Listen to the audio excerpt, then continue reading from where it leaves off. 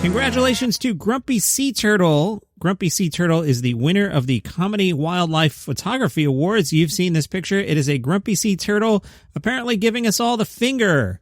And you thought I was going to start with a Sarah Cooper tirade. You think I sat on the couch last night and said, "What the F?" several times out loud?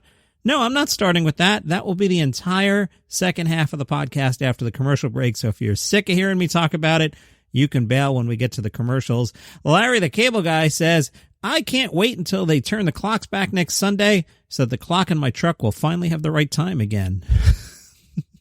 How about those late night shows? They took on the topic of Amy Coney Barrett being confirmed. Trevor Noah said, "Say what you want about the GOP, man, but this was gangster."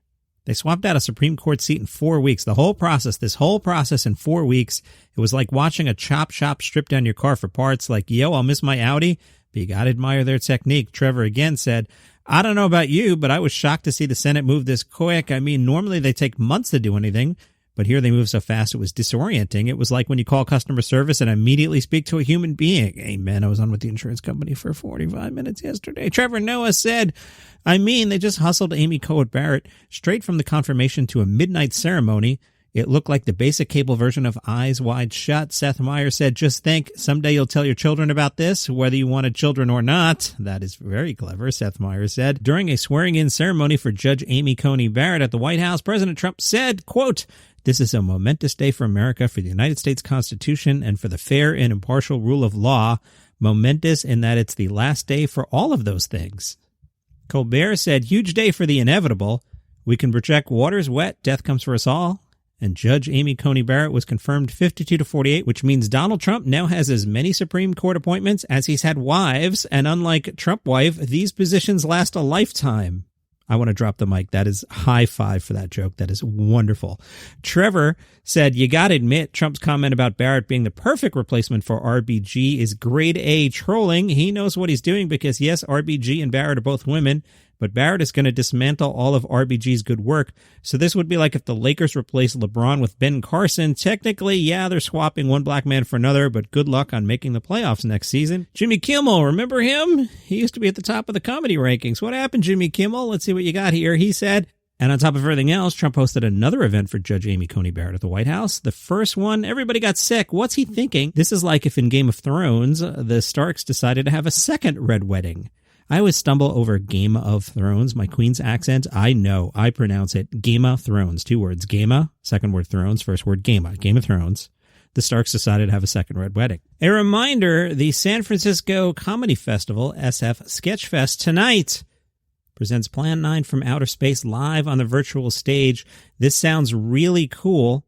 It features an original cast member, a real prop flying saucer, which was used on set in Ed Wood's shoot, plus wry stage directions and a stacked cast of talent. Maria Bamford, Bobcat, Goldthwait, so Seinfeld's not going to like this at all. Dana Gould, David Koechner, Tim Meadows, Bob Odenkirk, Jonah Grae, Paul F. Tompkins, and a bunch of others.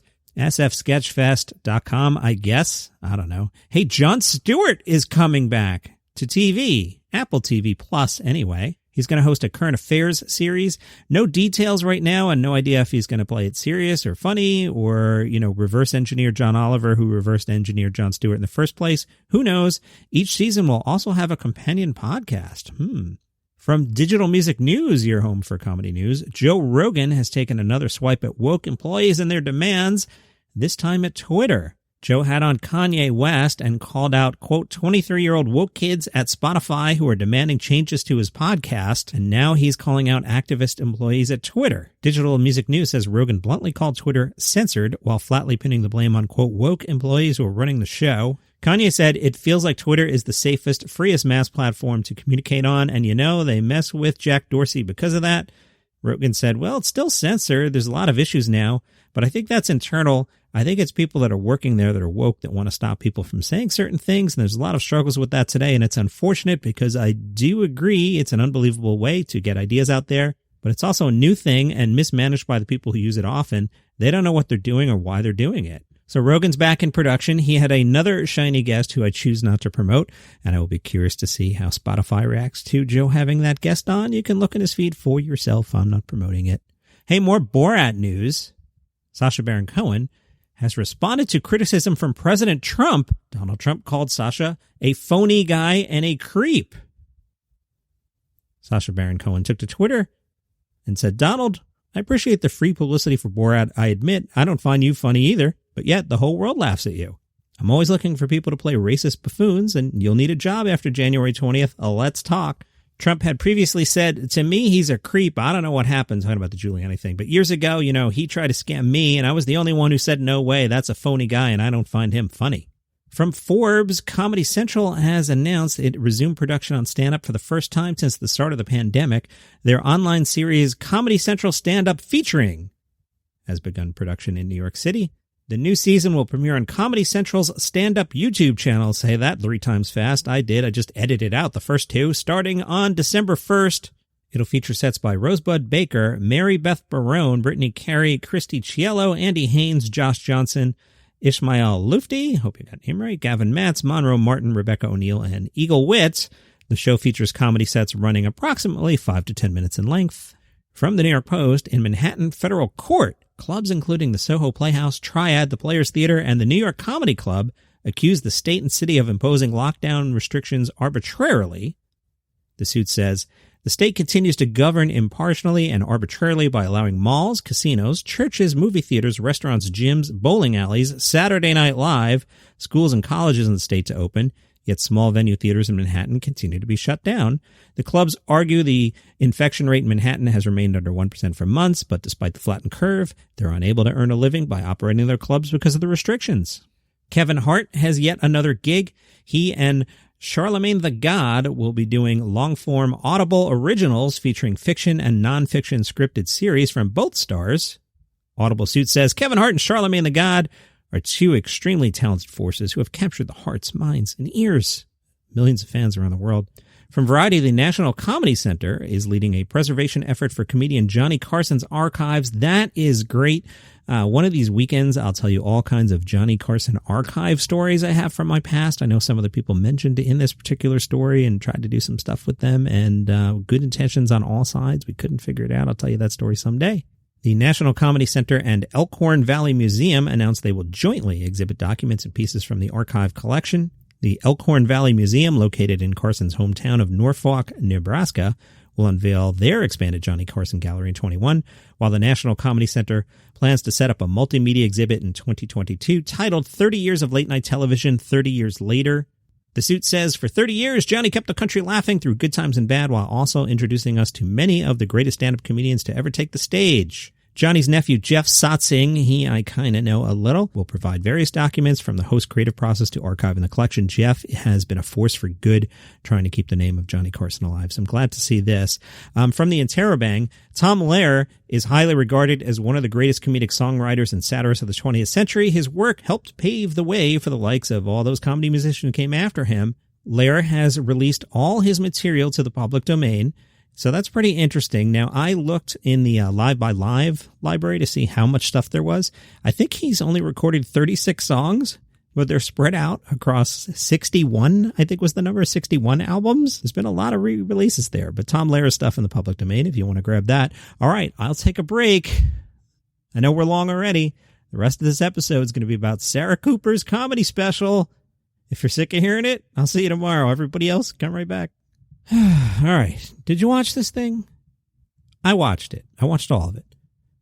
4 different times during the 40-something minutes, I went, holy F, just to myself, sitting in a room by myself, and I said it out loud. My head was exploding like, what is this? Why does this exist? Like, why does it exist? Why is Fred Armisen doing this? He can't possibly think this is funny. It's not funny. The Washington Post reviewed it, this by Sonia Rao. The internet is forever, as they say, but there are degrees to longevity in the public consciousness. TikToks, the format du jour, can be fleeting. Sure, people return to their favorite videos now and then, but on the whole, a new trend arrives and everyone learns the same choreography until they're off buying ocean spray juice the next week. Like other social media, this makes TikTok a difficult platform on which to break through. Sarah Cooper did it. Cooper cleverly leveraged that newfound fame to land a Netflix special. Everything's Fine is a political sketch show that, features Cooper lip-syncing to Trump. But those moments are the least compelling in a special designed to contend with our grotesque reality. The shtick has become old hat, and Everything's Fine inadvertently makes the case for Cooper to ditch it. The lip-syncing worked because of its simplicity. Cooper sidestepped an overawed impression, recognizing that Trump's verbalized ineptitude is funny on its own in a bitterly depressing way, but the point has hit home again and again, bludgeoned to an unrecognizable state. Even the special's crown jewel, in which Cooper and Helen Mirren lip-synced to Trump and Billy Bush while mocking the lewdness captured by the infamous Access Hollywood tape, may make one wonder why they ever found this funny at all. It's possible that Cooper's critics spend way too much time on the internet watching everyone ruin things by running them into the ground, but the trick to longevity in topical comedy is to mix it up before that fatigue hits the mainstream. The more palatable sketches in Everything's Fine are void of lip-syncing and instead take on a surreal tone and express how horrible everything is. Guest stars such as Maya Rudolph and Ben Stiller do some heavy lifting here. Cooper told the Washington Post earlier this month, "She has this image in my head. It's getting on stage after this is over and starting to do my act, and then somebody in the back is yelling out, 'We want to hear Trump!'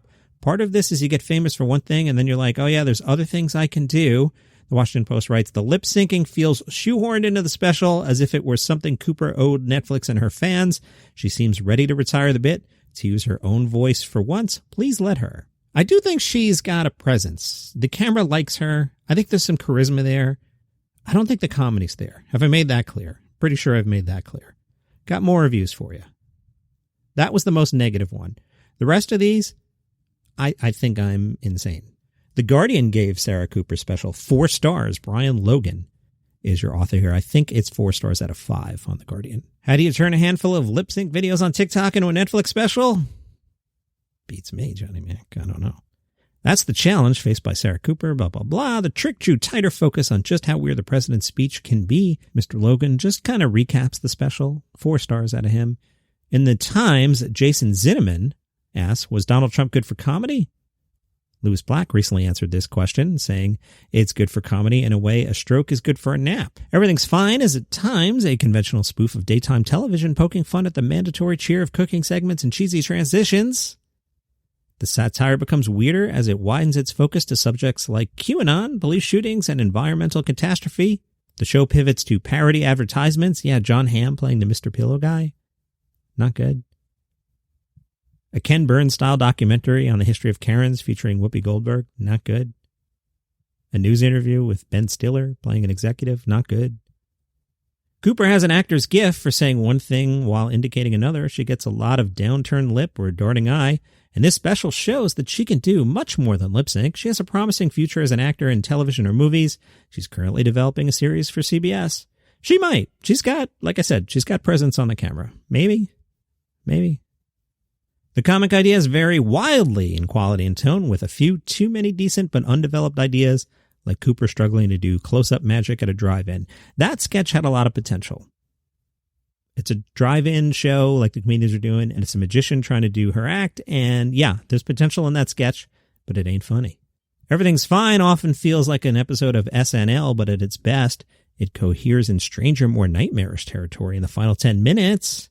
The show invents a backstory for the chaos of the pandemic, finding a comic conspiracy that escalates the stakes. Cooper actually seems to reflect the zeitgeist more than most of the specials on the streaming service, even though its jokes are hit and miss. For NPR, Linda Holmes reviewed it. Linda wrote, Sarah Cooper is in a tough spot, a great spot, but a tough spot. And from that spot, working quickly to make her special, Sarah Cooper, Everything's Fine, she has managed to create one of the most effective pieces of the year when it comes to representing what this year has felt like. Yeah, terrible. This year's been terrible. Yep, I agree. This special captures feeling terrible. That's how I felt watching it. The reason she's in a tough spot is this is not the path of a lower-profile stand-up who finally gets to put a complete act on a streaming service with a giant audience.